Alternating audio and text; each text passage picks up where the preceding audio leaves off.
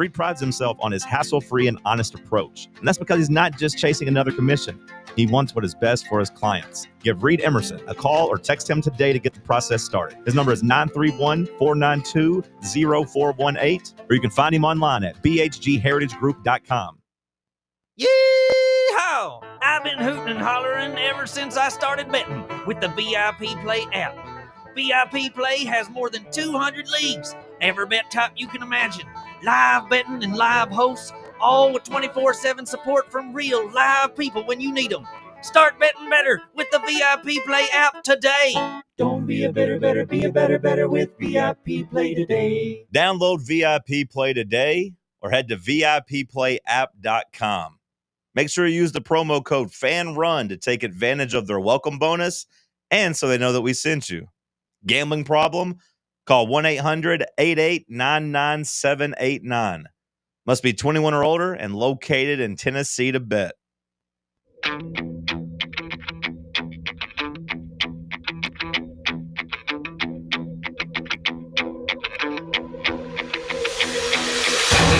The buzzer has sounded. We are headed to overtime with William Pattison on Fox Sports Knoxville. This is Fan Run Radio. And here we go live from the White Claw Hard Seltzer Studios. It's overtime, presented by VIP Play on a fine Tyler Tuesday from Knoxville, Tennessee. We appreciate you listening along with us. Plenty to cover over the next hour, or 2 hours, I should say, including it's roster cut day in the NFL. We'll go down some notable roster cuts around the league and tell you whether we believe they'll end up on another team or if it's the best decision for their career and their future isn't going anywhere else. That might be a little bit dark, but we'll break down the NFL roster cuts from earlier today. We'll also take a look at week 1 of college football, Texas and Ohio State, a big matchup on Saturday at 12 p.m. And we'll kind of dive inside that quarterback matchup between Arch Manning and Julian Sayin. Before that, we'll break down Tennessee and Syracuse over this next hour. We'll also take a look at the best bets for week 1 presented by VIP Play. But in terms of Tennessee and Syracuse, we'll break down what head coach Fran Brown had to say of Syracuse. Some really positive words about Tennessee and some pretty cool notes about how he used to look up to Tennessee and, still does. So very cool stuff from him. And we also have some breaking news this afternoon. So we'll talk about that here in just a second, but we'll welcome in the rest of the crew, beginning with Allie. Allie, how are you on this Tyler Tuesday? It's been a fantastic Tyler Tuesday. It's also a Taylor and Travis Tuesday. Oh, there we go. Yes, we'll talk about that in final thoughts as well. I forgot to mention that. That absolutely rocked my world at 1 p.m. today. So are you happy? Excited to talk about that. Absolutely. Is she the right one? Or is he the right one? Is he the right one is the question. Well, I don't know. Is she the right one for Travis, one of the best tight ends of all time? We'll have to talk about that later, I guess. I think they might make a lot of sense together, but that really made my day today. Some big news. So. Well, I'm happy that made your day. Tyler, you were talking about that earlier before we came on. You said your girlfriend was a big fan of it too. She was treating it like it was her Super Bowl. Yeah. She's currently working right now, but she sent me a text. I really wish I could get off work 1 hour early so I can just drive around in my car and listen to Taylor Swift music and happiness for her. Real. Now, I don't understand that, but as a sports fanatic, I feel like this is a Super Bowl, or at least this is like, her favorite team winning the championship game, and then the Super Bowl is her new album release, which is when, Allie? October 3rd. October 3rd. Well, somehow I thought she was releasing it like soon. I thought it was like, what is it called? 13th or something? What is it called? No, it's The Life of a Showgirl. Yeah, that's what it is. Oh, she just announced that it was coming out. Oh, I thought it was like coming out like this week or something. They announced it on the Travis Kelce's podcast, New Heights. though, right? Yeah, but that was more just like no one was expecting there to be an album anytime soon. So the fact that it's within this year My is girlfriend crazy. disagrees with that. She was predicting that Taylor Swift going on that New Heights podcast was her at hinting that there was going to be an album release soon, and then the Swifties came together and they found out that that was indeed what was going to happen that night. And now she has an album, which I guess is the Super Bowl on October 3rd. And this was like they won the championship game. So here's some hard-hitting journalism for you. Tyler, with the news today, do you feel like it puts any pressure on you to possibly put a ring on your girlfriend? you know, maybe a ring pop. Sure. I'm just you don't have to answer. I'm the a big question. fan of ring pops. Yeah. But I don't think I'm in the financial state to where I can afford whatever Travis Kelce got Taylor Swift. That's Really? a professional answer. Turning up the heat over here, I getting know. I'm sorry. It's all fun and games over here. I just already had it cooked up in my mind. I was going to ask it, and I was like, it was kind of pre-planned. I'm sorry. It might have come off. It's all right. I could have said something back, but we don't have to. Oh, what were you going to say back? I was going to say, nah, never mind. Oh, Tyler's going to take a personal shot. No, I wasn't. I was throwing some fun. I was, throwing some... I thought it was fun, which is why, okay, well, throw back your question. I hit you with one, you hit me with one, and we'll get into the show. Look, I've got tough skin. How does this affect the Jaguars in 2025? Oh, okay. I thought you were about to go somewhere else. No. Okay. It doesn't affect the Jaguars. Yes. Okay. That's not what you were going to say. You see, you can't fool me. I've Tyler, Tourette syndrome. I've Tourette syndrome. It was an eye tick. Tyler, I'm not dumb. I know where you were going with it. You could have just said it, but now I don't have to say it. Now you've ruined your moment. You had your opportunity. You could have fired back. You had the heart. I spared you. You're not spare me, Tyler. Let's talk about sports, actual sports. Okay, thank you for segueing for me, Tyler. We'll begin today with some breaking news for the Tennessee Volunteers as Josh Heupel has signed a contract extension. The Volunteers are extending him another season, which means his contract now goes until 2030. And this is coming off of a college football playoff appearance last season, another 10-win year for the Volunteers that they rounded out at 10-3. Giving Heupel now 2 10-win seasons since arriving in Knoxville in 2021. And look, this is, obviously not the biggest news of the day, or I guess the biggest news in the world, as there's, a lot going on this week in terms of preparing for a matchup against Syracuse. But what this tells me is that Danny White and company in the athletic department see where this program is going. They're seeing what Josh Heupel is doing on the recruiting tour right now. Where he's done a really good job. He's on pace to have his best class ever since arriving at Tennessee.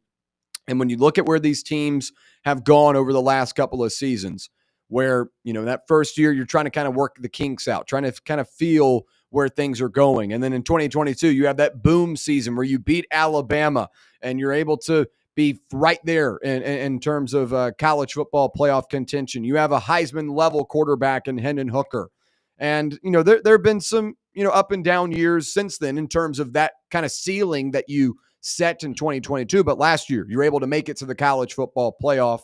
And you had a very tumultuous offseason where you had Nico Iamaleava's situation. You had the Boo Carter situation. I think he's learned from both of those and handled at least this new one, this Boo Carter situation, really well. And I thought at the end of the Nico Iamaleava saga as well, he gave some really powerful quotes about that no one is bigger than the power team. And that tells me that this is a guy that is fully invested in this program and understands what it means to run one of the biggest programs in college football. So obviously 2030 is a long ways away, and there are a lot of different seasons that are going to go on in between those years. But this tells me Danny White and company say this is a guy we're willing to build around. This is a guy we're willing to invest in long-term to get us to our ultimate goal and winning a national championship. So not a total shock to me, just giving a guy another year. It's kind of common practice when coaches have success, but a good call from Danny White and company. Allie, what'd you make of it? I thought this timing was really key too, because it's going right into the 2025 season and just establishing that they have confidence in Josh Heupel to continue progressing and continue leading this team in an upward direction. And so I think that it just shows a lot of confidence as opposed to Auburn's, recent national championship acquisitions. This just proves that they have a lot of confidence in Josh Heupel. Tyler, what do you make of it? Yeah, Allie nailed it there. The confidence in your head coach is honestly the most important thing that, a management group or a front office needs in their head coach. And to have that in Josh Heupel, and it seems like they've had it for the past, 3, 4 years. They've given him the green light to, be aggressive in the transfer portal. Now, he hasn't gotten a huge name, but he's definitely been aggressive on that front, especially in recruiting as well. So this program has only been trending up, and it's not a coincidence that they've been trending in that upward direction ever since Heupel took over. So very happy with the move, and we'll see how it all unfolds. Yeah, most definitely. All right, now we'll switch over to the other coach in this week's matchup, and that is Syracuse. Fran Brown had some really inspiring comments today, or actually it was last night when they had the press conference about Tennessee, and we'll dive into that as kickoff between Tennessee and Syracuse is scheduled for noon Eastern time at Mercedes-Benz Stadium, the home of the NFL's Atlanta Falcons, and the game will be televised nationally on ABC. And we'll get into this opening statement because I thought this was cool. He said, quote, "First off, I'm thankful to start a new season, thankful for everything we've got to go through in camp as a team. Man, we gelled together, closer as a football team. Now we get an opportunity to go out and show just who we are and the work we've done, what we've put in. We get an opportunity to play against one of the blue bloods of college football. I've looked up to this team for a long time. I remember when Coach Phil Fulmer was coaching there. I've got a cousin named Rashad Baker who got a chance to play there. He was a 4-year starter, so being able to see Tennessee for a long time." And he went on to say, end quote, "I think Josh Heupel has stepped in and done an amazing job just from where he started there, his coaching career, his playing career, and as a football player. And then now as a coach, he's always second to none, right? I mean, he's done an amazing job. Last year, he was in the college football playoffs already. Got a chance to compete against him when I was at Georgia 2 times and was actually the hardest week of being able to prepare for them. He's got a lot of good players. He's an intelligent coach, and Coach Joey Halsey, offensive coordinator, has done a really good job."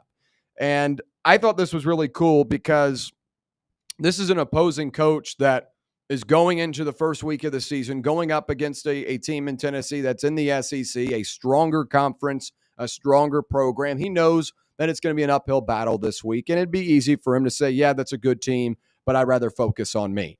And I pull that quote out, but there were also about 3 or 4 other paragraphs of things he had to say. He's done his homework. He goes in depth about the offense and Joey Aguilar and the receivers and Chris Brazell and Mike Matthews and company, the running back room with Peyton Lewis and Deshaun Bishop and Star Thomas. He went on and on and on, all the way to the defensive side of the ball. He's done his homework. He knows his personnel, which I think is a sign of a really good coach. And Fran Brown has done an incredible job with Syracuse since arriving. A 10-win year last year and knocked off a top 10 team in the country in the final week of the season in Miami.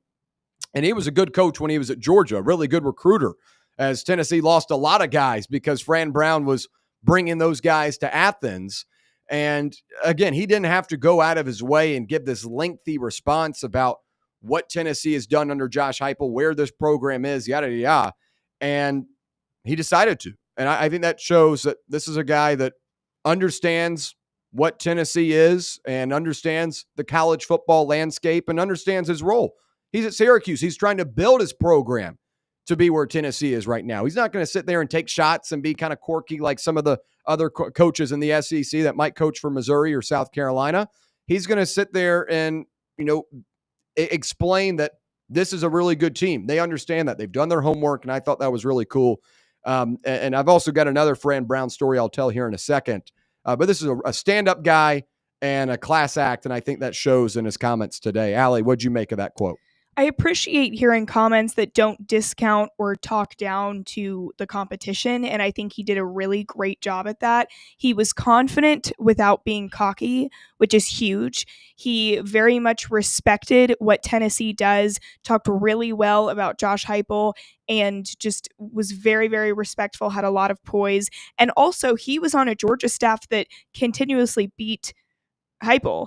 So just the fact that he's still acknowledging that it was difficult to prepare for those games and not able to beat Tennessee. He was focusing on everything that Tennessee does well, and that was incredibly respectful to hear. And I think it's good brownie points too to be on the good side of this huge fan base as well with Tennessee. So anyway, that was great to hear. Tyler. Yeah, it's always important to we've talked about, coach talk and coach speak multiple times, especially with Josh Heupel, but when you have a guy that, is as level-headed, as respectful as Fran Brown is, that gives a good image to your program. And that's important, especially with Syracuse, a football program that is coming off a very, very good year. They're trying to get back into, that 8, 9, 10 win range. And to have a head coach that's very humble, very respectful, that's your leader. That's the guy that this whole team runs through.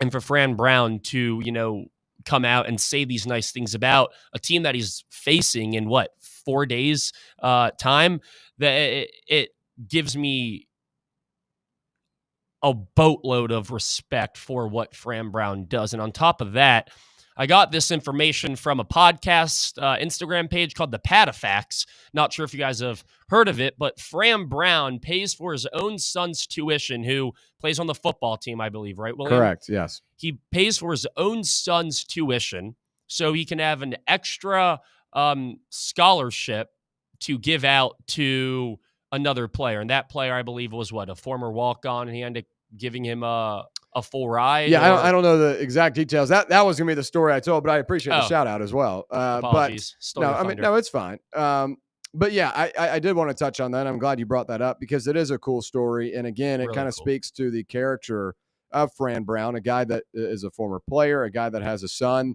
that, has been around that program for a while, has helped out and could be on scholarship. He's at the level of a player that should be on scholarship, but Fran Brown is not going to, let nepotism creep into his program and doesn't want other guys to look at him and say, oh, that guy's on scholarship because his dad's the coach. He pays the full tuition and is allowing for another guy to have that scholarship spot, which I think is really, really cool. And again, I'm glad you brought that up because I was going to mention it as well, because I think it also ties into this quote where he's very self-aware.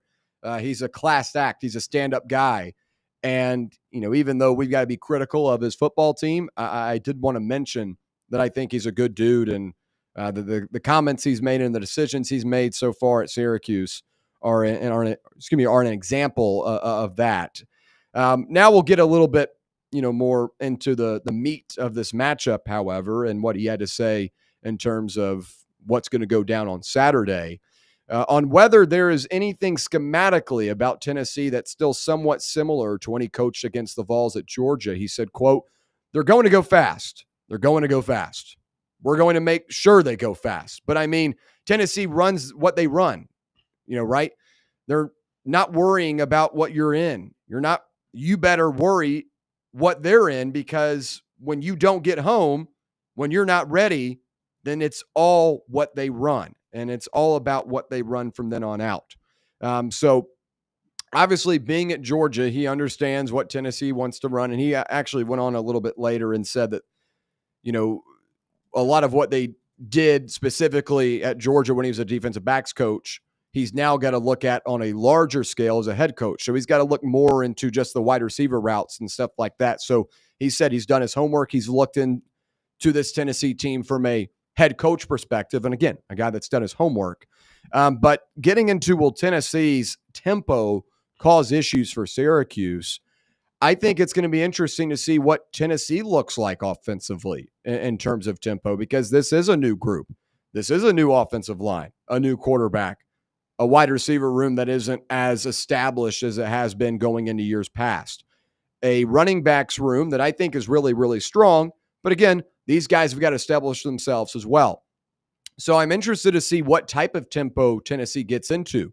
Is Joey Aguilar in the understanding of the offense right now where he can go as fast as Tennessee has gone in years past? So I think that's one part of it. But if Tennessee does get in rhythm, I think this is a Syracuse team that recruits well on the defensive side of the ball, with Fran Brown being a defensive-minded coach. They've got the personnel. My worry is depth. Because like Tennessee last year, on the defensive line, had about 9, 10, 11 guys they could go and the defensive line. They could continuously interchange guys to where they're all fresh. Can Syracuse do that? Now, they've recruited some guys that could be in those positions, but are they going to be able to be effective against an SEC offensive line? And I think that's the biggest thing. If you're swapping in and out fresh bodies or trying to substitute, or if you're not able to because of the pace of Tennessee, and that's going to really teeter on the effect of if Tennessee's able to hit deep shots down the field, if Tennessee's able to get big plays. Is Syracuse prepared to have those guys in the game for, 7, 8, 9 snaps in a row if Tennessee's able to formulate a long drive? I think that's the biggest issue that every team has to face when they play Tennessee. The kind of just the, what's the word? The stamina against the Tennessee team. And this is early in the season. So these guys might not be in perfect game shape. So that's where Tennessee, I think, can really take advantage. But again, it comes back to, can Tennessee, with this new offense, find the ability to push the tempo like they have in years past? Syracuse, again, they recruit at the level where they could, but I do worry this early in the season with a lot of new pieces on both sides of the ball for the Orange, are they able to withstand the type of pace? And I think that's what could cause the most issues for Syracuse on Saturday. Allie, the tempo in your eyes, what's the cause for concern there? Yeah, I love that Fran Brown acknowledged that specifically. But obviously, like you said, there's a lot of uncertainties on both teams, so we won't really know until gameplay begins. But I do think that last year we were able to cause problems with the tempo, and that was Nico's first year. So I think that we will be able to do that with Joey, hopefully again, at least once he gets his footing with the way that our offense usually goes under Heupel.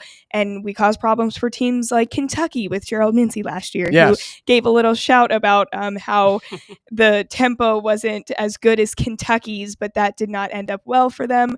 But I think we could see a similar situation this year. It may take a minute for them to get their footing, though. Yeah, Gerald Mincy had to take a break at one point. He was seen at the concession stands in one of the games this year. So that tempo really must have gotten to him. Tyler, on the topic of tempo, what do you look at for Syracuse on Saturday? Yeah, William, you made a point about, having your substitutions ready. And I feel like that's where this Tennessee team always attacks you. You got to get your personnel on the field at all times, your proper personnel. In Tennessee, in the Josh Heupel offense, they do a great job of rushing you, making, your coaches and your coaching staff, the guys on the sideline, they really have to work. I mean, it's probably the most difficult game for any coaching staff because they need to have their guys in order. And regardless of what the score is, what quarter, what possession of the game it is, weather conditions, Tennessee's always going to run that tempo offense, no matter what. So Syracuse, they understand that. The question is, will they be able to control it? And will they have the maturity? Will they have, the wits, the knowledge to recognize, all right, if we, get a stop here on 2nd and 8 to make it a 3rd and 2, we got to know that, hey, we got to get our bigger guys in there. Our linebackers got to stop the run here.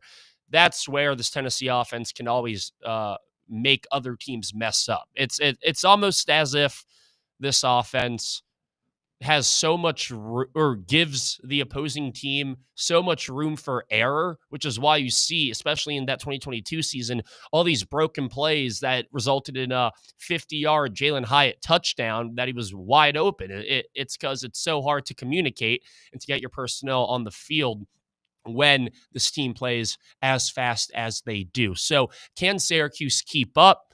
Sure, they can. Will they? That's a whole different story. We see a lot of teams struggle to keep up with this Tennessee offense. The question is, will this Tennessee offense be sharp? Mm-hmm. If they are sharp, it's going to be a really hard game for Syracuse, and they're going to get whacked around. However, if the Tennessee offense comes out flat, you have to complete passes too, because that's where the hurry-up offense really, really succeeds. That's where it's at. That's where it's at its best, when the clock is running and when you hurry up to the offensive line. Whereas on a dead ball, an incomplete pass, game stops, you can bring in your personnel. So if Joey Aguilar and this, wide receiving core, Miles Kitzelman, Hassan Brahim, if they can get going early, complete passes, keep that clock moving, it's going to be a rough game for Syracuse. So I'm excited to see how this Syracuse team is going to match up with us. But if Tennessee does all the things that, I expect them to do, this should be, a double-digit victory for the Vols. All right, one more quote from Syracuse head coach Fran Brown on where he and his staff have made the most progress entering their second year at Syracuse and building an SEC-level team, program, and roster. This is what Brown had to say. Quote, just overall throughout the team, we talked about that after the game, right? Some of the questions you ask. If I start to say that, then that's kind of like giving up all the information for us to be able to play from. I mean, you'll just watch the game and you'll be able to tell that more because you guys are the experts at it, right? Y'all get to be right. So or no matter what, you're right. So for me, I'll just say we're getting better at all positions. We're working our butt off at positions. I think we're a little bigger everywhere. We're faster everywhere. When it comes to guys' size and speed, I try to get big people because I always tell y'all, big people beat little people up. I love that part. And we're about to go against a real big football team. So we'll see this week what positions match up and where they are. I mean, these guys, they're a good program, right? It's a good team. So a good test for us to have a chance to go out and see if we're able to compete. And as we know, Syracuse has a ton of changes from last year, and Fran Brown understands that. That's why they've had to really go after transfer portal players and high school recruits in this past class to kind of re-add guys that they're going to be missing from last year. So right now, I don't believe Syracuse has the roster with everything they lost this offseason to match Tennessee. I think Fran Brown is the right coach and is leading this team in the right direction.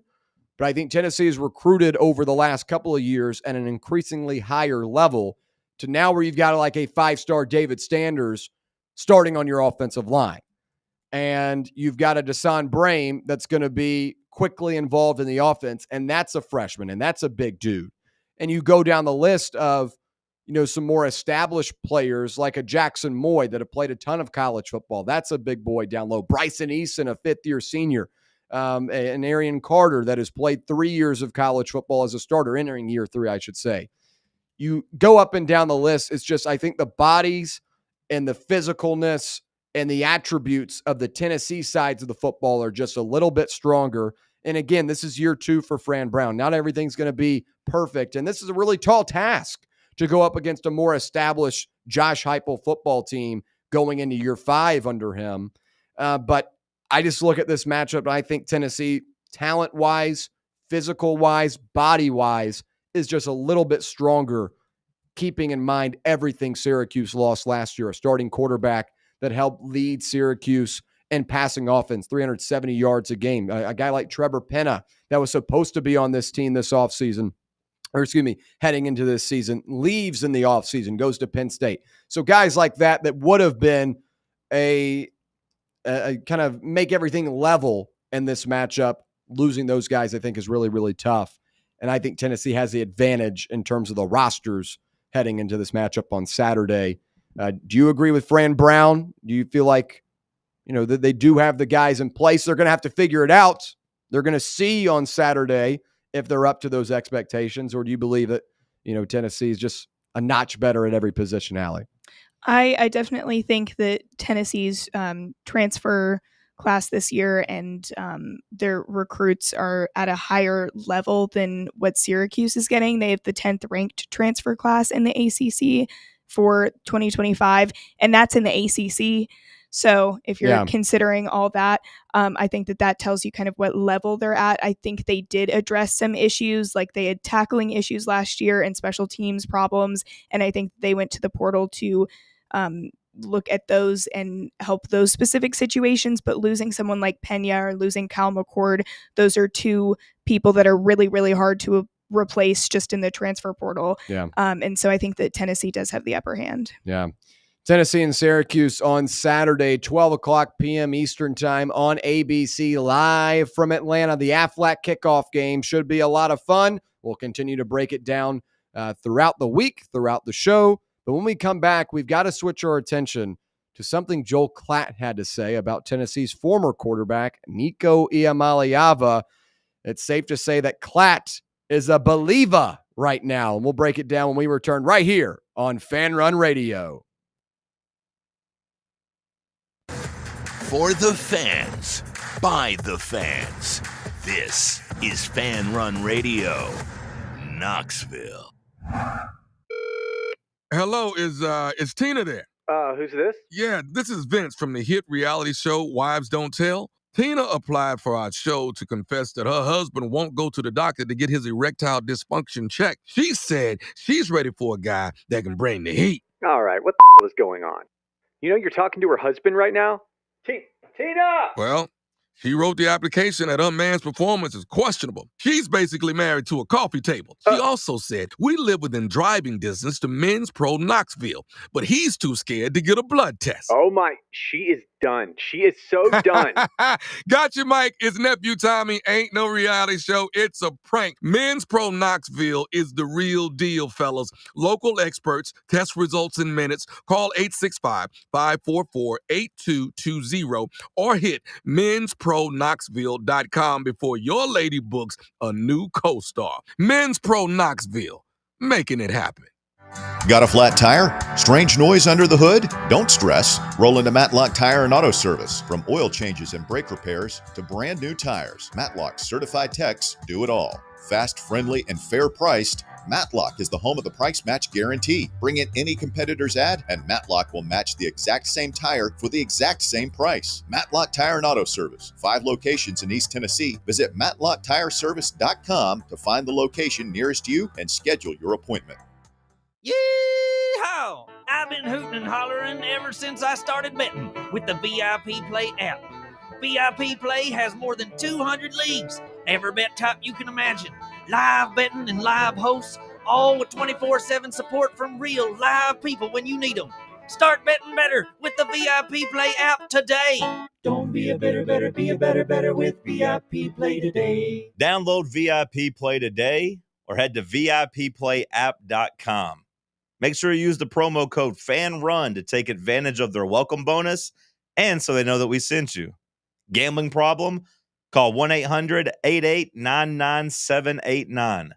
Must be 21 or older and located in Tennessee to bet. Are you looking for a treat that will knock it out of the park at the next watch party? Just like your favorite baseball team, Crumble brings the best lineup week to week with an expanded roster that includes key lime pie, strawberry cake, or my personal favorite, Monster featuring M&M candies.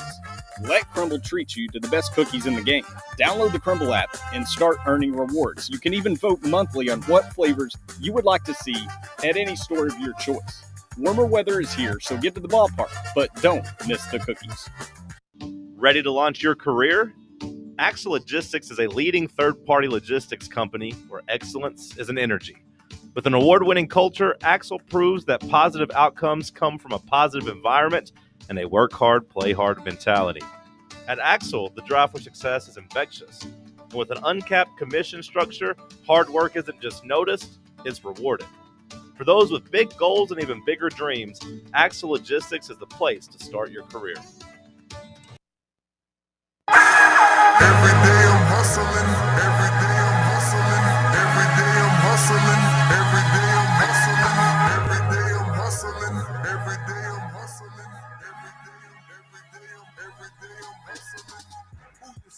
All right, back here on Overtime, presented by VIP Play. We appreciate you listening along with us, whether it be on the free Fan Run Radio app, 105.7 FM or 1340 AM, right here in K-Town on the local dial, or on the X/YouTube live stream. However you're listening or watching, we do appreciate your time.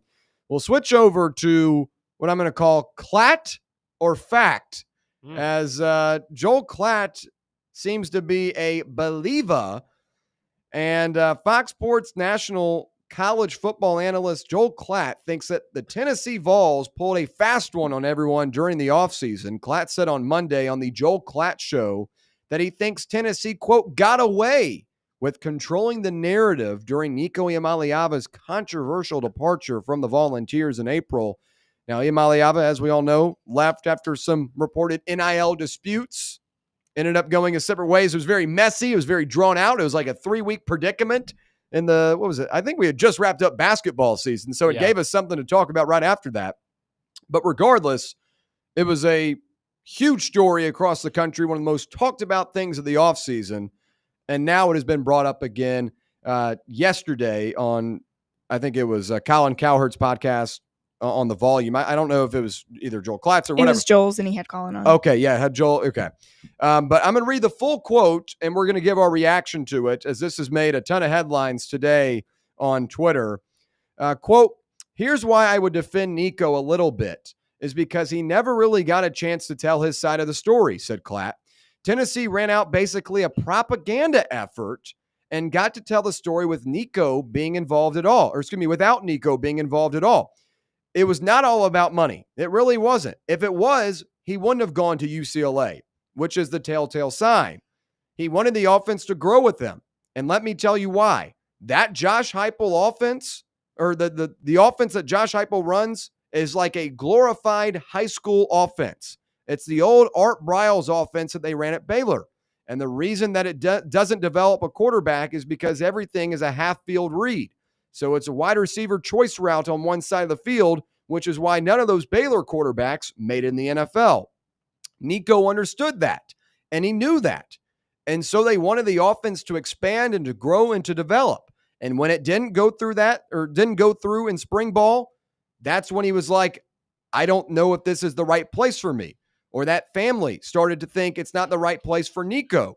He never got to tell that story because Tennessee immediately ran out there and made it a money issue and tried to take virtuous routes and say, oh, whoa, us, look at us, or look at what our quarterback is doing, holding us hostage, which is the very same breath, or in the next sentence, Tennessee was turning around and contacting guys that were at other schools and trying to get them to transfer to Tennessee, a clear tampering violation. So Tennessee got away with all of this from a narrative standpoint, which is unfair to Nico Iamaleava, and I hope he succeeds, and we'll see. That's the full quote from Joel Klatt. And I will say, I am a big fan of Joel Klatt. I listen to his stuff all the time, and I think he's a good college football mind, but I do think he's wrong on this story. As someone that was here in Knoxville and covered this story for 3 weeks, we came on the air every day, and we broke it down for you. I gave you everything I knew. And from people that were in that locker room, for people that were a lot closer to the situation than Joel Klatt, what Klatt is saying is not entirely accurate. We don't need to rehash the whole story, but we all know the gist of this, to where he wanted more money. He started asking for money back in October. Things never really got to that point. The offense was a part of it. The Iamaleavas wanted there to be a couple of more wide receivers put in place, a couple of better linemen. They wanted the roster to be bolstered. And when you have to pay Nico the type of money, and Boo Carter the type of money, and Mike Matthews the type of money to keep these guys, the well was running dry. And Tennessee was not able to get a lot of big-time transfer portal acquisitions. And I could get around that side of things. I've been frustrated with it as well. I think Tennessee should have gone out and gotten some wide receivers, some more established offensive players, but they didn't. So I can understand that part of the story, but that's not what it was all about, where Nico decided to completely drop things and get up and leave and decide to have this whole TMZ-esque fallout with the Vols. And he doesn't contact anyone. He goes MIA, goes to California. All of a sudden, 2 days later, there's a U-Haul truck outside of the Iamaleava's house in Knoxville, and things quickly spiraled. But money was a big part of this, because he asked for it in October, asked for it in December, asked for it again in the spring, and they never could come to an agreement. And those NIL contracts are really big. When someone reports, like an On3 reports, they've come to terms on a new agreement. And I get it. It's crazy that we're in college football having to listen to that stuff, but it is true. You have to sign a new contract each year that says this is what you're entitled to and this is what we're going to pay you, and there's no flexibility here. And Nico and the Vol Club or the NIL group, whatever it may be, can never come to that agreement, even though there was a previous agreement with Spire, many years ago. So I think Klatt has a point when talking about the offense. and is right that the Imaliavas were upset about that situation. But if it were all about family, it would have been put out there immediately that it was about family. And we didn't hear anything from Nico until Big Ten Media Days. And that's when it became about family and stuff like that. It's like, I know I hate to bring like court involved in this, but it's like you're on trial. You're trying to figure out what your defense is going to be. And it's like you totally change things up, like from what you were saying back then to now. Oh, it's about family, to trying to get this kind of heartfelt touch to people out there to make them seem, oh, he just wanted to go back. Like, it wasn't all about that. And we know that. And if you covered this story, you know that as well. So I think Klatt's a little bit tone deaf on this story. And when he's so national and he's on with Colin Cowherd, who's a LA guy, he's national, it's tough to get a firm grasp of this story. And that's what I think they kind of showed in this interview. And again, I like Joel Klatt.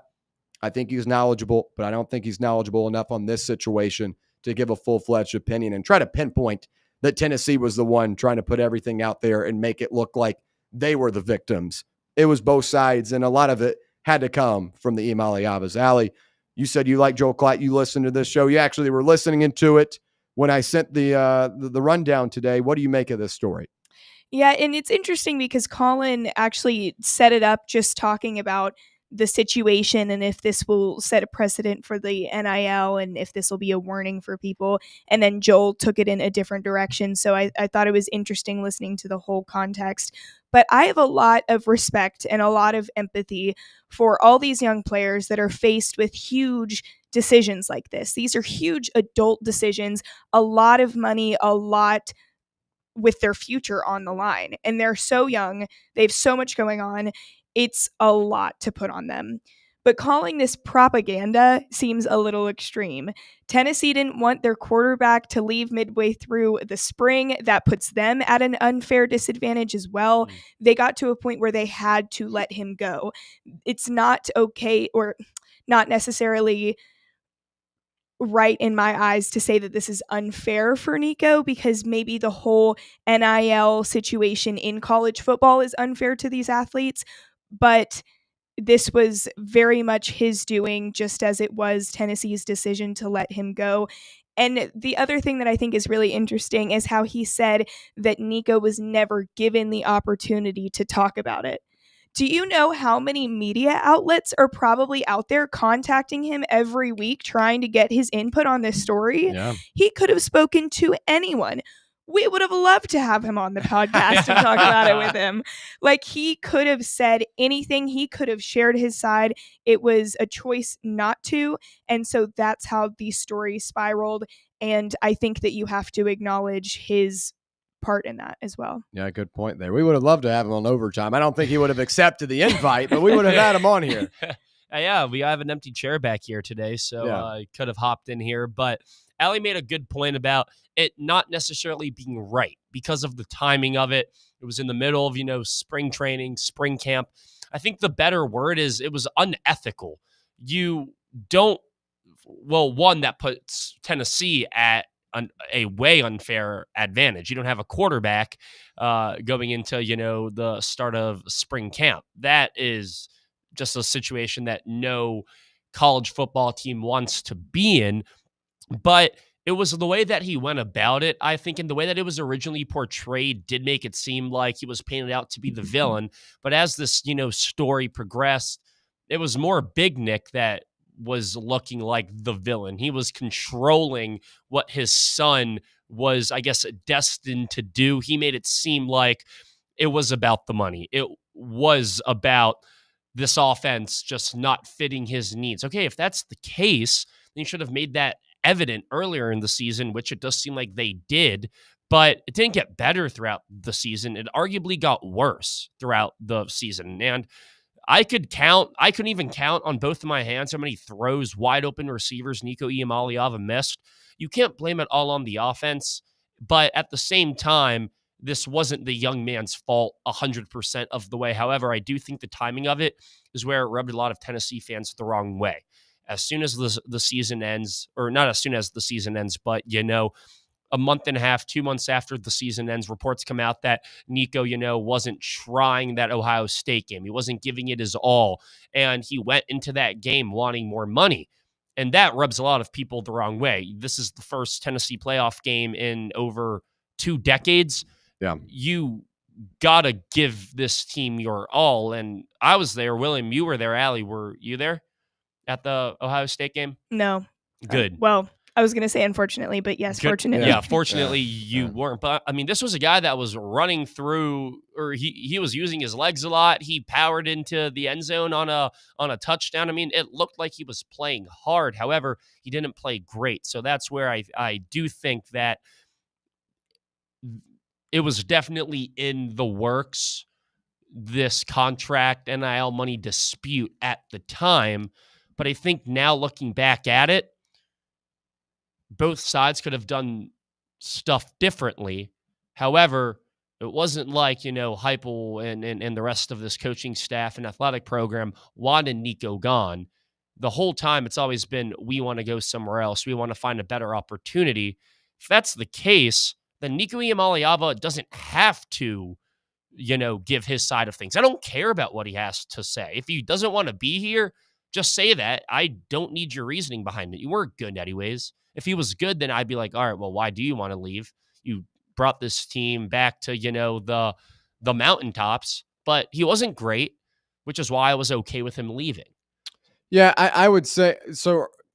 He didn't try to. I wouldn't say he tried to throw or didn't perform well in the Ohio State game for a reason. I wasn't saying that. Okay, yeah, and that was just one of those reports that came out. Yeah, and I don't buy, because everyone going in that game, it's a college football playoff. That's where you work for the whole season, the whole off season to get up to. So I don't believe he threw the game or anything like that. Ohio State was just much better in that one. But obviously it wasn't his cleanest game. A lot of people could point to where you may say, oh, well, he was throwing the game. I don't believe that, but I do believe that there was a lot better way to handle it, and he chose not to. And again, the people that were a little bit closer to the situation have a firmer grasp than a Joel Klatt. Sure. I get where Klatt is coming from, and from his perspective, miles and miles and miles away, it may seem that way, but I wouldn't try to pin it on Tennessee as looking to use him as a scapegoat for their own miscues. And I thought that was malpractice. Real quick, Joel Klatt also said that this is a high school offense. And I thought that was a little bit of a shot and just kind of thrown into how he believes that Tennessee is the one to blame for Nico Iamaleava's departure. I mean, this is college football. It's not the NFL, and college is not a camp for guys to get ready for the NFL. You go to college, you win football games for the college you go to. Obviously you want to develop players, and it looks good, and it's an achievement to have players make the NFL. But there are so many different schemes across the country that you could say, well, that's a high school. I mean, no one says, Army and Air Force, the way they play football is an elementary way or a high school way. It's just how they play. It's a system that they fit. This is Josh Heupel's system. The same way that Kalen DeBoer has a system. The same way that Navy has a system. The same way that Notre Dame had a system last year. They were going to be a run-first team. They're just different systems. That's what makes college football great, because not every team is pro style. You've got a ton of different groups, air raid to the wishbone, whatever it may be. There's so many different ways to win, and that's what makes college football fun. Saying that this is an elementary way or a high school way to play football offensively, I thought was just a silly comment, and it just continues to add to kind of that miles away distance from the situation. All right, when we come back, it's our best bets look ahead on a Tuesday. We got plenty of action in week 1 of college football, and courtesy of VIP Play, we'll dive into it when we return right here on Fan Run Radio. Catch up with all things Fan Run by subscribing to our podcast feed. Like, rate, and download the show from the Fan Run app or wherever you get your podcasts. Hey, Knoxville. Surfside iced tea and vodka made with real brewed tea is only 100 calories, 2 grams of sugar with no bubbles and no troubles. That's right, 0 carbonation, so it's easy to sip and enjoy. Headed to a game day or party at a friend's house? Bring an iced tea or lemonade variety pack from Surfside, or try their green tea and new raspberry tea vodka. Find the can with the sunset stripes this season. Surfside iced tea and vodka, sold at bars, restaurants, and stores near you. Surfside iced tea and vodka. Sunshine in a can. Must be 21 or older. Enjoy responsibly. Rickard Ridge Barbecue, located in beautiful Cove Lake State Park. Rickard Ridge is home of the best ribs in the Volunteer State. Smoked daily by Pitmaster Mark Rickard. The barbecue at Rickard Ridge is mouth-watering, fall-off-the-bone delicious. Take the scenic drive up I-75 to exit 134. For directions and to look at the rest of the menu, visit Rickard Ridge online at rickardridgebbq.com.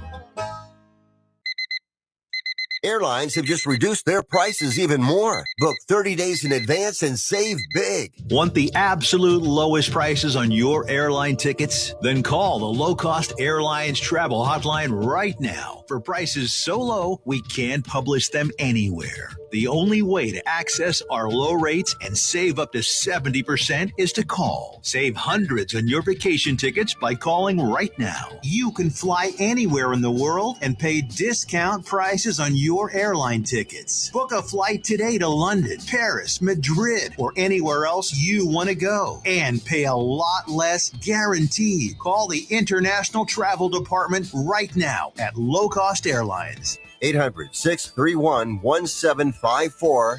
800-631-1754. 800-631-1754. That's 800-631-1754.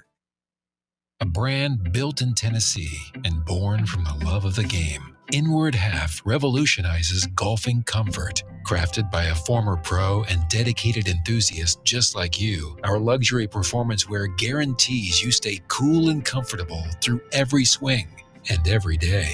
We're not just a brand. We've set out to create a lifestyle for those who understand that impeccable style and premium performance are a hole-in-one. Enjoy the walk-in with Inward Half. Citizens National Bank.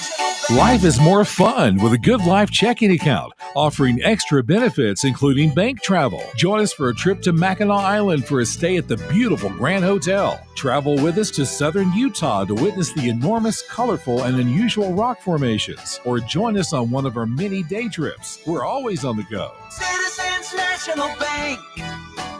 Banking never felt so good. Member FDIC.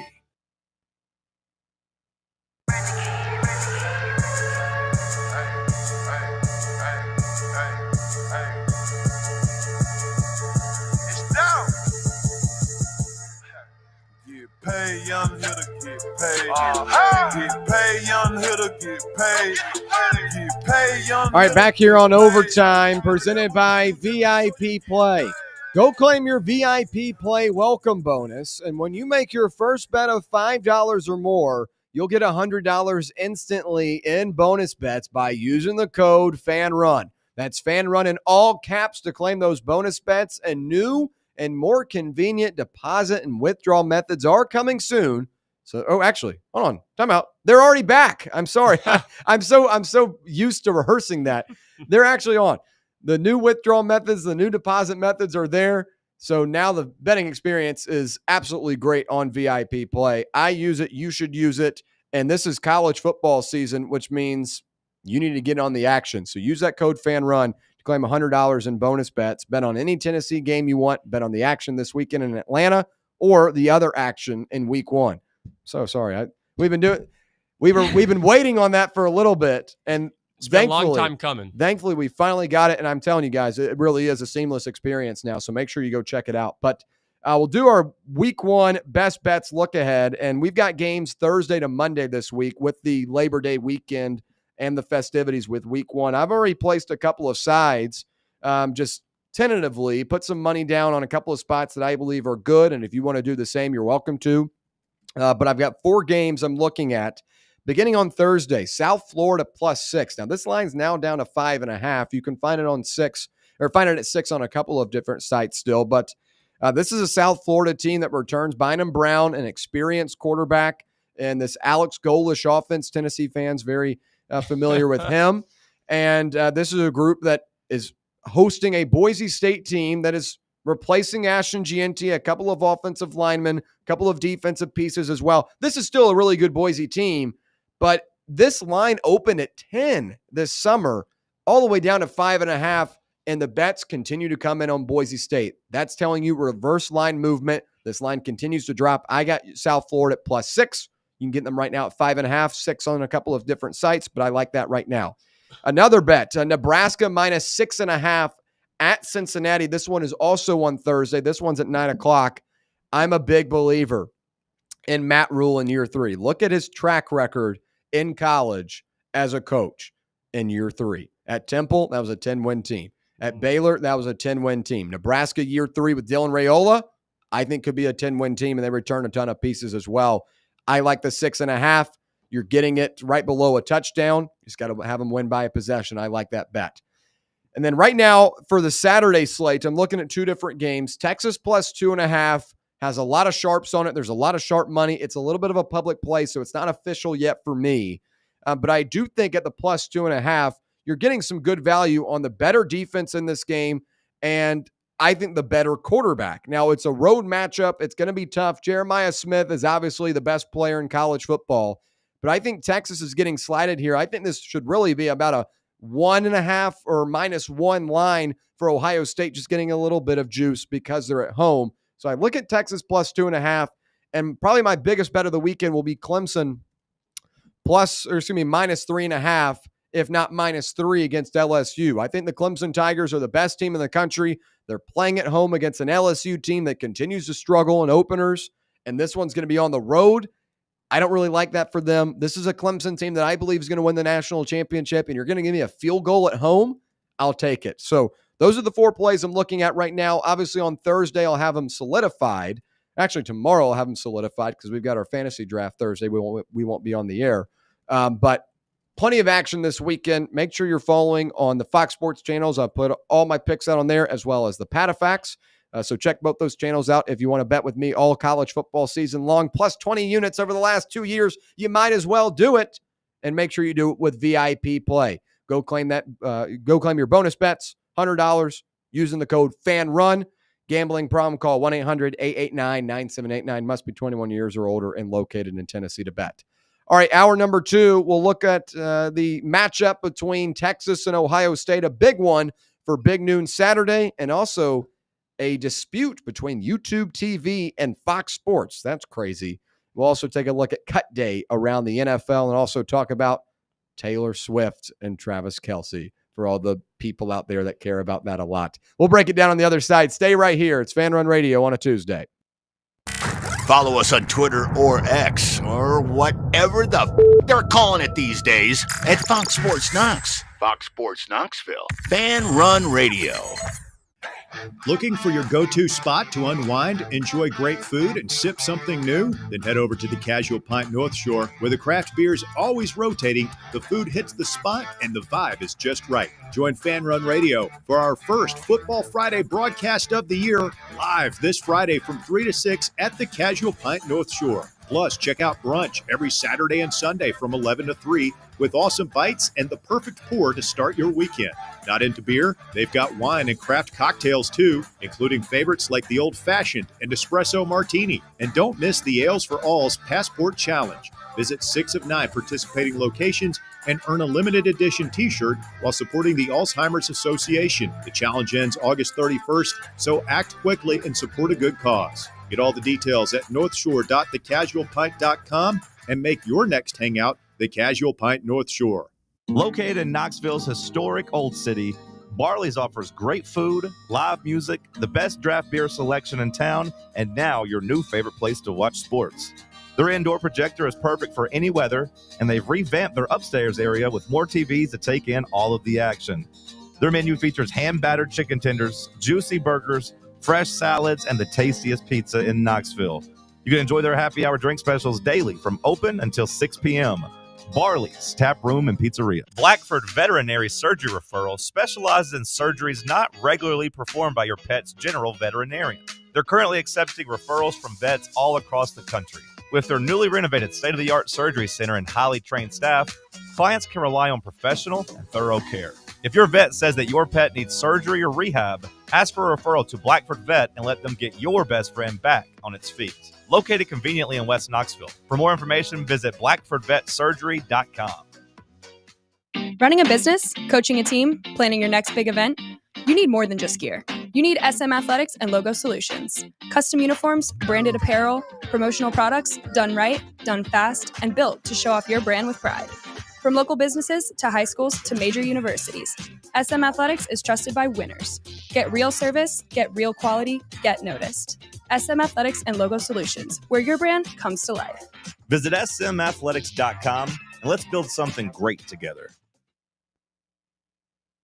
Hey, Pack Rat. Yeah, you. Are you moving cross-country and you just don't know who to call? Call us right now. Listen, you've probably seen one of our containers in your neighborhood, but did you know that we can help you move anywhere in the United States? It's real simple. We'll drop a container off at the location you tell us to bring it to. You pack up your valuable possessions at your leisure. They stay safe right in your home. And when you're ready, call us. We'll come and pick up the container and give you a scheduled date of when your furniture and the other possessions will be at your new home. So if you're moving across country or across town, be a Pack Rat. Join the Pack Rat family. Call Pack Rat right now for your free quote. See y'all later, Pack Rats. Call 800-965-1298.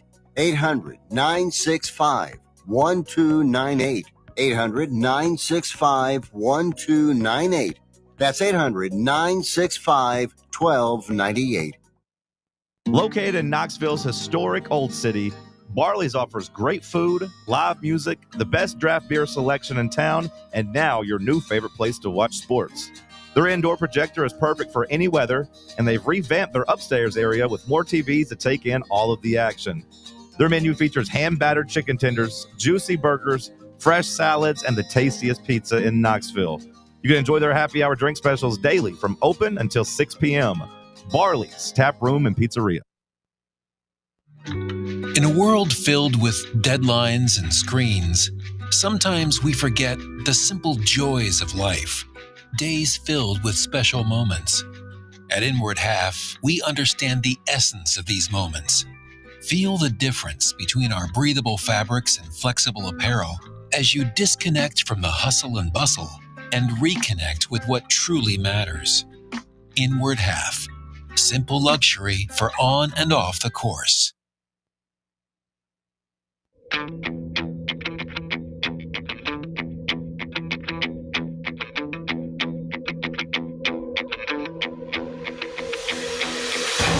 The buzzer has sounded. We are headed to overtime with William Pattison on Fox Sports Knoxville. This is Fan Run Radio. Here we go. Hour number 2 on a Tuesday, live from the White Claw Hard Seltzer Studios. It's overtime. Tyler Barbaras, Sally Campbell. I'm William Pattison. We appreciate you listening along with us.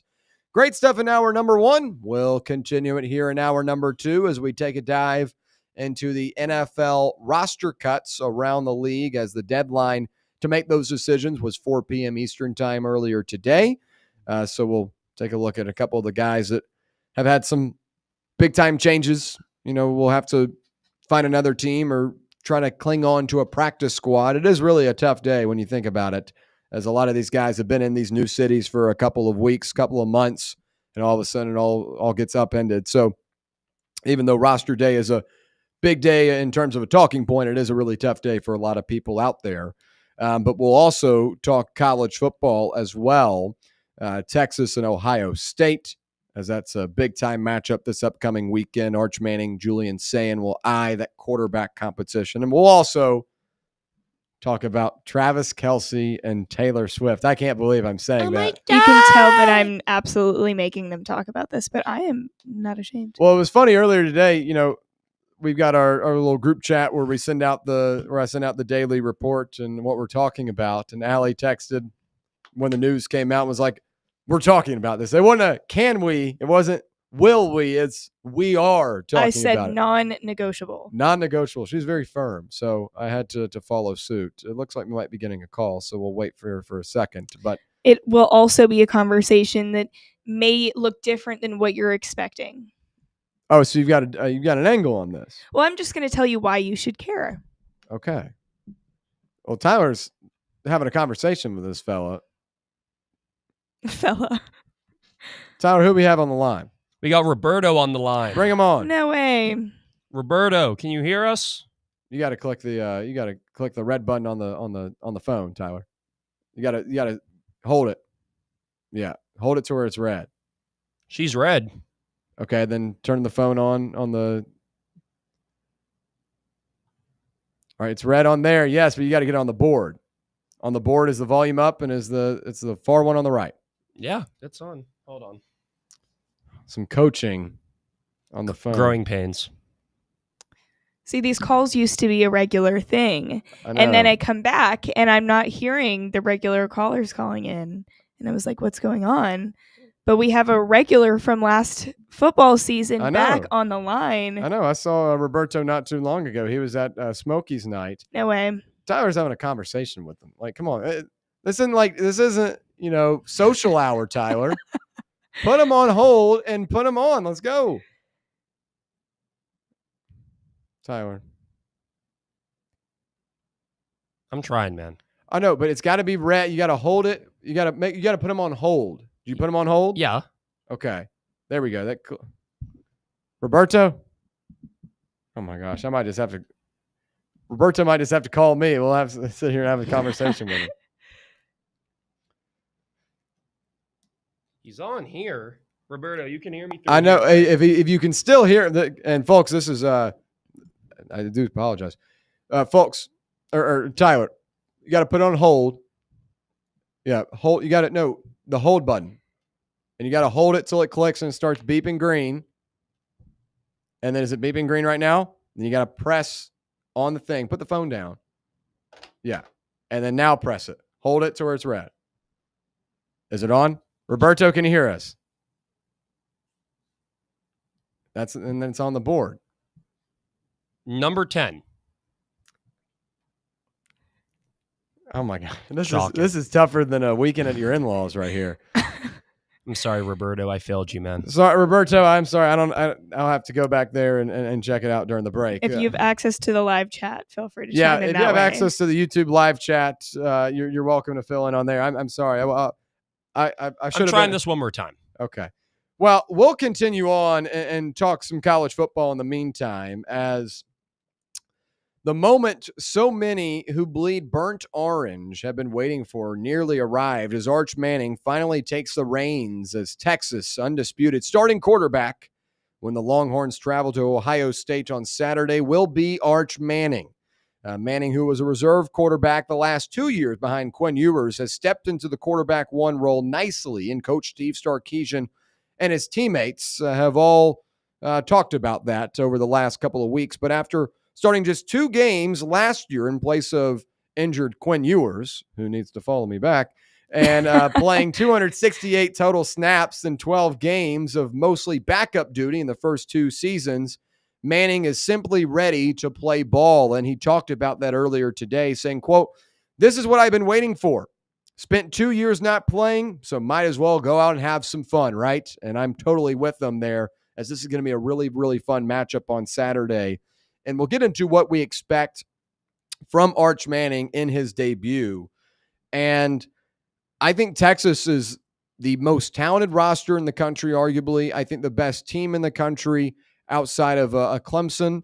And this is a really, really good squad because of what they bring back defensively. Guys like Colin Simmons, who had 9 sacks last year as a freshman. He's going to be a wrecking ball. Anthony Hill Jr., the best linebacker in the country. Trey Moore, the former UTSA transfer, who has 19.5 sacks in his career. He's going from the edge to linebacker this year. And that's just talking about the guys they've got up front. I haven't mentioned the Michael Taffs of the world at safety and the Jelani McDonalds in the cornerback room. This is a really, really good defense. So I think that's going to help Manning in this game, and it's going to make it easier for him to get in rhythm. Offensively, this is a whole new offensive line, 4 new starters coming in. But the good thing is that Manning has practiced with all of these guys over the last couple of years running these, second team units.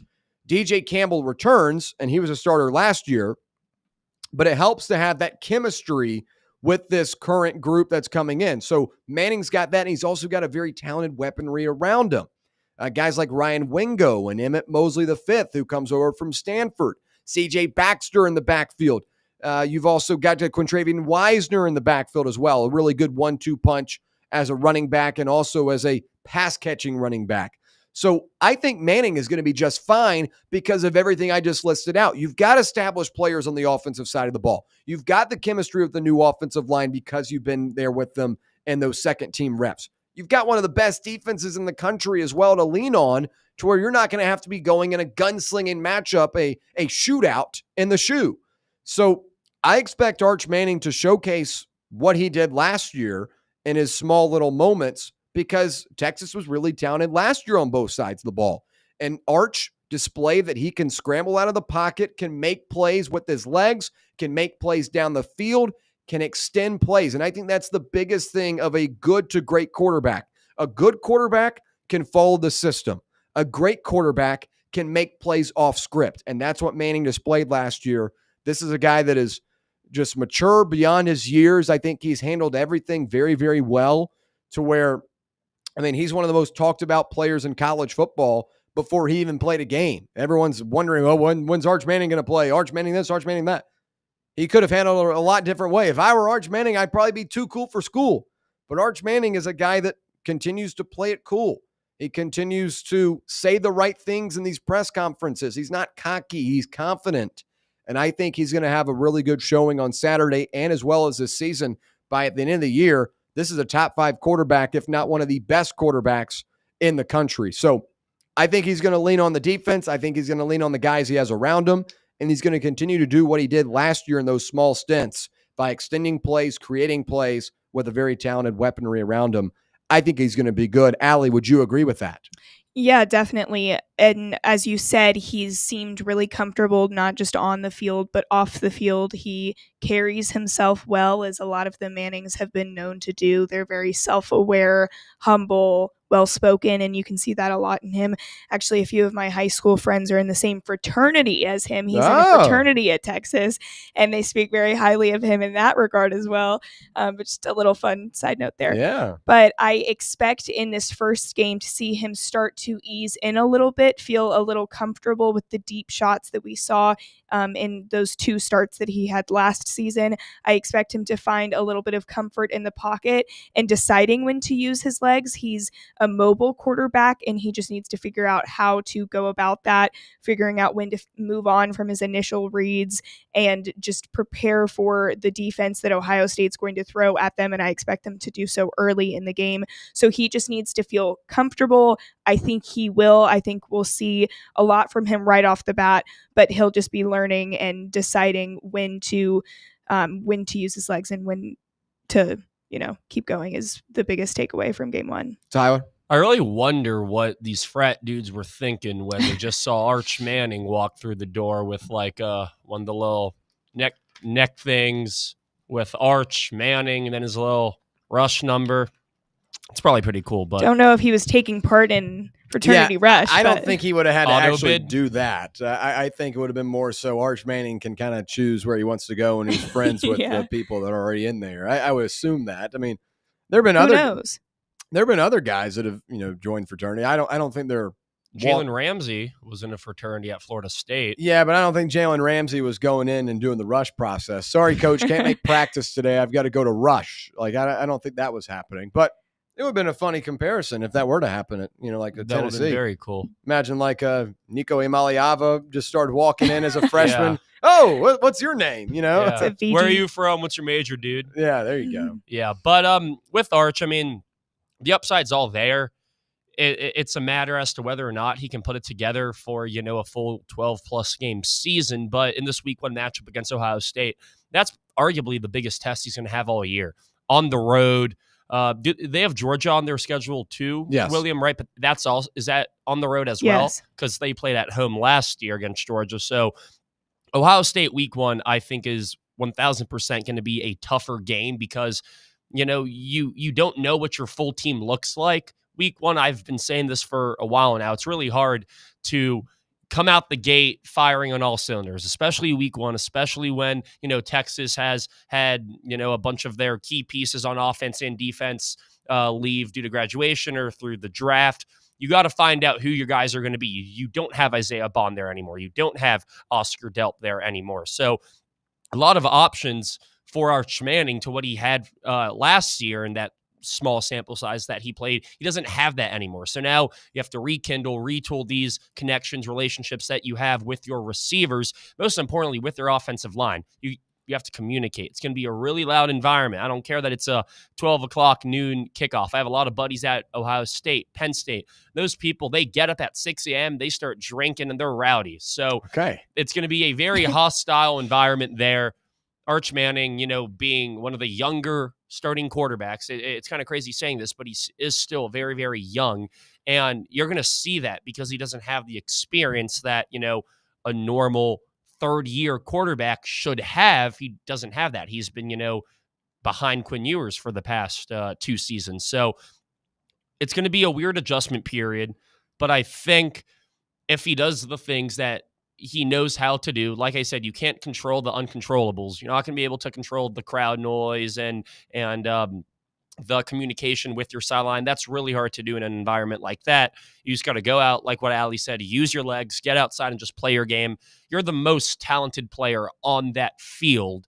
In my opinion, I think he has him or Jeremiah Smith, you could argue, but you got to use that pure God-given talent that you have. And if he does that, and if Texas, looks smooth, if their defense can get them some stops early, take the pressure off of Arch.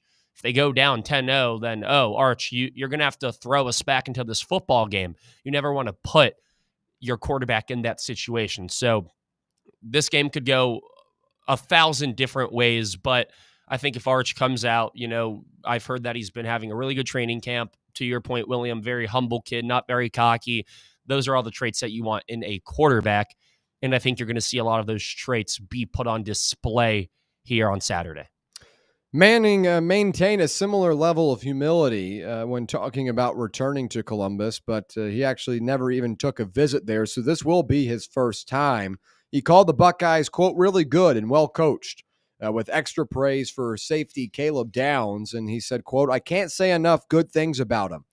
He's a really good player, and we're going to have to bring our A game, and this is going to present a tough challenge for Manning. Obviously, a very talented cast of weapons around him, with guys like Wingo and Moore and Mosley the fifth, and then also your running backs. But this is a secondary that is led by one of the best players in college football in Caleb Downs. And I think this is going to be a unique task for Manning because this is probably going to be, actually this will be, the toughest secondary that he's gone up against in a full-length football game. Now, he played against University of Louisiana Monroe last year, and that's not scaring anyone. And then Mississippi State, one of the worst teams in the SEC last year. Obviously, those secondaries were not as strong as what you're going to see in Columbus on Saturday. But I do think that Manning has showcased his ability to read the defense well and make plays from that to where he's not forcing it into tight windows. And again, we don't have a ton of a sample size here, but when you look at his numbers, I mean, he's completing 68% of his passes and doing it efficiently. Again, it's not against great competition in every game, but he did appear in a lot of other games. Like he appeared in a lot of games last year for Texas. Not all of them were as a passer per se. There were a lot of running possessions. You saw a lot of him in the Texas A&M game where he'd come in as a run-first guy, kind of similar to what Florida did back in 2006 with Tim Tebow and Chris Leak, where you brought Tebow in for specific plays. Texas did similarly last year with Manning. But this will be the best secondary he's had to go up against.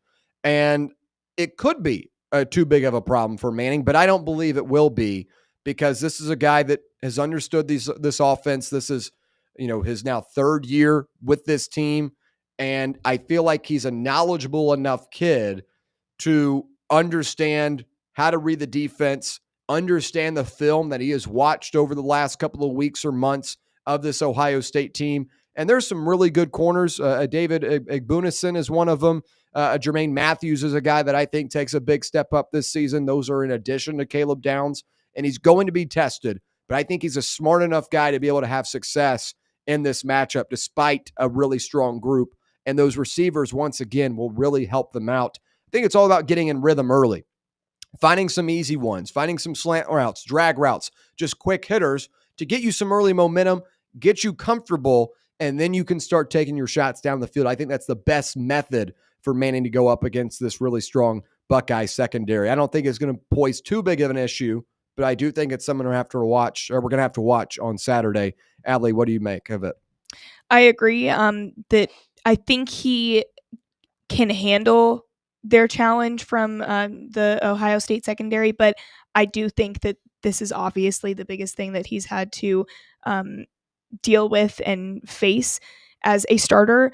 And I think that this is just going to help him figure out how he wants to be as a quarterback. It's going to be challenging, especially in the Ohio State environment. First game of the season, you're going into Ohio State, a road game, and they have a really strong defense and a really strong secondary. That's going to be a massive challenge.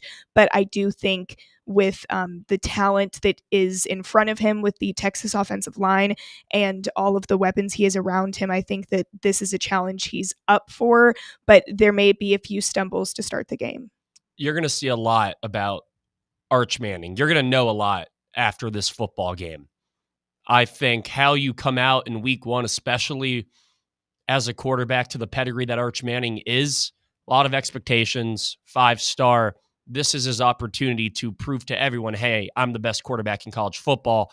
I was worthy of all this hype, and I'm going to, wear this Manning name on my back with pride, and you're going to see that I'm a Manning. I'm an elite quarterback. And he has an opportunity to do so. Will he do so against one of the better secondaries in all of college football? That's a whole different question. However, he has all the tools to do so. So I think if Arch Manning and this Texas team want to be considered the best team in college football, week 1 to week 12, which they very, very well could, you got to win this football game. And if they don't, if Arch comes out, looks flat, a lot of narratives, a lot of people, I know, we're going to talk about it next week. If, Arch Manning doesn't look like he belongs out there, we're going to talk about it. And there are going to be all these narratives. Hey, is Arch Manning the quarterback that we all thought he was, thought he could be? That's all going to happen if he doesn't perform to these expectations that a lot of us have. He has all the talent in the world to do so. But like we've all said, this is going to be his hardest test all season. It sucks that it has to come in week 1. Like, it really, really sucks that you have to go to the shoe week 1 at a big noon kickoff to take on the reigning defending champions. But if you want to be taken seriously, this is the game that you win. And I think Texas and Arch Manning will prove that they're the best team in college football this Saturday. While this is Manning's first time as a full-time starter, having to start a game, this will also be the first start for Ohio State's Julian Sayin, who was named the starting quarterback for the Buckeyes earlier last week. Sayin is a former Alabama commit, ended up flipping over to Ohio State. Very highly touted player coming out of high school. And obviously he has the tools to be successful with having Jeremiah Smith and Carnell Tate and Brandon Ennis alongside you. But I think people have got the story all wrong on this game. Everyone's asking, what is Arch Manning going to look like on the road in the shoe? What is Arch Manning in Texas going to do? It's all about Arch Manning. But folks, I think Julian Sayin is a more intriguing aspect to this game. We don't know much of anything about him in terms of what we've seen him do on the field. Arch Manning at least played in a lot of games last year. He might not have started, but he played, and he played in a lot of big games, ranging from the Cotton Bowl to Texas A&M on the road in the final week of the season, just starting 2 games against Mississippi State and Louisiana Monroe. He's got experience. He's more credentialed for this matchup than Julian Sayin is. But, all everyone wants to talk about is Arch Manning. I get it. It's a bigger story. He's a bigger name. But I'm more worried about Julian Sayin in this one because Texas does have a really strong defense. And I'm interested to see what type of pressure they're able to get on Sayin with a revamped offensive line, losing a couple of guys from last year that were some of the top-tier players in the country, one of them being their center, who was the best center in college football last season. And this is a ferocious Texas front. As I mentioned, Colin Simmons last year, 9 sacks. In his freshman year. That's a guy that's now entering his sophomore year as a dynamic edge, 6'4", 320. I don't want to get in front of him. But that's going to be reality for Julian Sayin. So I'm interested to see how he handles those type of situations. The pressure from guys like Simmons and Hill and Trey Moore. The secondary, the coverage from guys like Jelani McDonald and Michael Tauffe.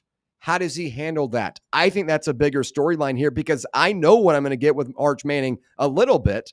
I know this is a guy that's played a lot of games already, has experience, is a smart, knowledgeable guy. And I'm not saying that Julian Sayin's not, but I think the book's more out on him as opposed to what Sayin is. So I think the people have got this game all wrong, focusing on Manning. I look at Sayin in this one because Texas has the better defense, the more established defense. And that pass rush, I think, could be a big-time concern for Julian Sayin and that Ohio State offense. Allie, would you agree, or do you think Manning has got the more pressure in this one? I mean, the national champions of last year, the defending national champs, have a new quarterback. That should be a huge story. That should be what everyone's looking at. But with how generational the Manning family is and how many eyes are on that family and on Arch Manning, I think that will kind of be swept under the rug with how big Arch's season has been anticipated. But as you said, Manning has 260 career snaps and Sayin only has 27. So there's a lot more of a sample size for Manning, a lot less for Sayin. I think both are huge stories, but the more unpredictable is definitely Sayin. Yeah, I have to agree. It's really hard for, a guy in Sayin who has even less playing time in snaps than Arch Manning has. He's been in the system and he was there last year, but you don't know what you're going to get in Julian Sayin, whereas with Arch Manning, you know the type of player that he is. You know that he can use his legs. With Julian Sayin, you're kind of going off of his high school film at this point and what he did in the late fourth quarter of football games that Ohio State was winning by 40-plus points in. So I definitely think that more people should be interested in what Julian Sayin has to offer in week one, because at the end of the day, this is still the football program that won the national championship last year. And if they want to do it again, they need a very good quarterback. Now, Will Howard, he was a good quarterback in the regular season, but this was a guy that just turned it up another notch in the postseason. And with Sayin, if you can even, get similar production to what Will Howard gave you in the regular season, there's no reason as to why Ohio State shouldn't be a top team once again in college football. But I think Sayin has more upside than Will Howard has in this offense this year than what Howard had in the Ohio State offense from last year. So definitely something to monitor. But I do think both quarterbacks will look comfortable, but I'm probably giving the edge here to Arch because he's gotten more reps, whereas Sayin doesn't have that experience. Now, if you're looking to watch this game, you might have a problem if you are a YouTube TV subscriber, as YouTube TV and Fox are locked in a carriage dispute that could leave subscribers to the streaming platform unable to watch week one of the college football season this weekend. The sides have until 5 p.m. Eastern time tomorrow to reach a deal. And if an agreement is not reached, YouTube TV subscribers will lose access to Fox channels, including the Fox Broadcast Network, FS1, and Big Ten Network. And if a deal is not reached by noon on Saturday, that means you cannot watch Texas and Ohio State. And I was griping about this yesterday on Twitter. Actually, it might have been earlier today. It was either yesterday or today, one of them. Time flies. I know. And I was like, why does this have to happen right before college football season begins? Why does this have to happen right before the NFL begins? And this happened a couple of years ago as well. I remember Dish had this big time dispute, and I'm not a Dish subscriber, but like they had a similar situation. There was something last year with ESPN and YouTube TV, or CBS and YouTube TV, something like that. And I just don't get it. Why are we doing this right now? Let's do this during baseball season. Let's do it during June or July or August. I mean, like, I'm sorry. I know you cover baseball. You like baseball a lot. But, like, if we're being real here, folks. No, I'm with you. The summer is a lot more boring sports-wise than it is in September when everything's getting going. Like, we're about to enter on the journey. We actually kind of already started this past weekend, but we're really about to enter on the journey from September all the way to, June, where we've got either, college basketball, college football, NFL, or NBA on, and everyone's happy. let's do all this bad stuff where we have disputes and people are getting mad at each other